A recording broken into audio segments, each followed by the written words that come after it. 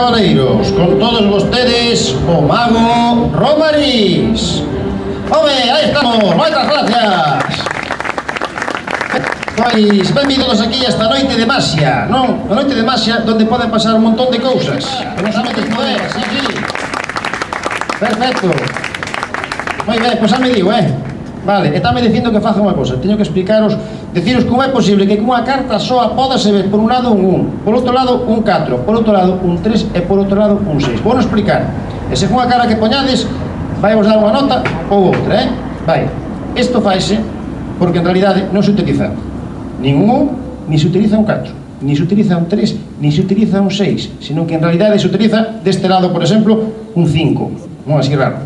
E producese un efecto óptico, non? Que se poña man aquí, parece un 4. En cambio, se poño aquí, parece un 6. Según que iramos, non? Bueno, pues esta explicación, non sei como os parece. Parecemos ben. Bueno, que está medindo, Sí, señor. Moi ben. Pois xa mediu. Teño que explicaros outro lado, claro. O outro lado é diferente. É un 2. Pero que un 2 que nos permite, se poña man aquí, que parece un 1. E se poño aquí, parece un 3. E si é a cousa. E como se fixa a medición, estaba dicindo que o que merecedes aquí en Negreira é exactamente un 6. É a nota que merecedes. Aí está. Claro. Pero un momento que estuve aí dubidando, que decía non sei, é polos pelos, por pouco casi vos pon un 3. Por pouco, Pero ao final diso, mira, nin 6, nin 3. O público de Negreira merece un 8. Aí está, el ojo. Sí, señor. O medidor. Aí o temos. Sara, vente para aquí. Mira para teu. Perfecto. Sara, supoñemos unha cousa, vale? Vamos a supoñer que estamos na tua casa, vale? Xa o tes suposto, na tua cabeza, sí? Pois ahora supoñemos que estás de cumpleaños, verdad? Estás de cumpleaños.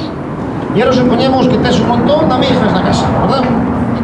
Así que vais a facer a todos a Maxia para que todo o mundo pensa que tes un pano, que sí?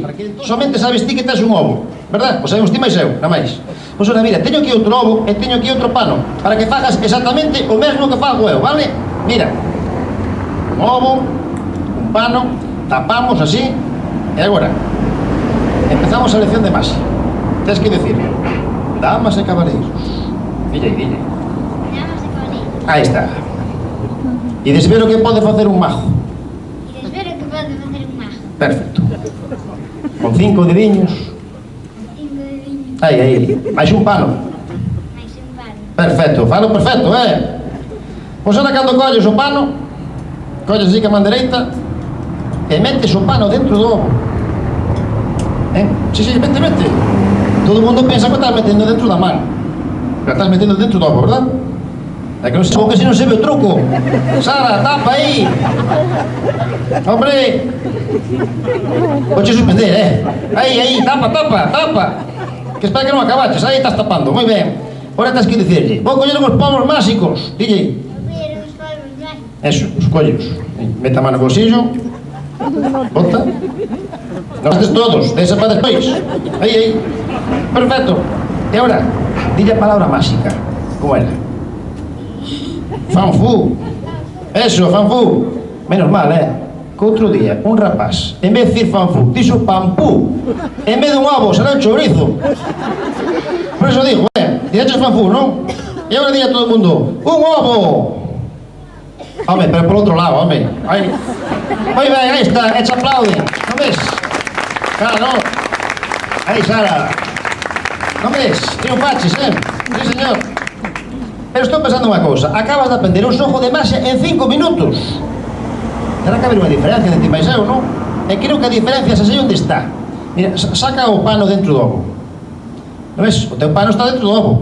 Pero resulta que o meu pano non está dentro do ovo, senón que o meu transformase nun ovo. Pero nun ovo de verdade. Aí está, el ojo. Sí, señor.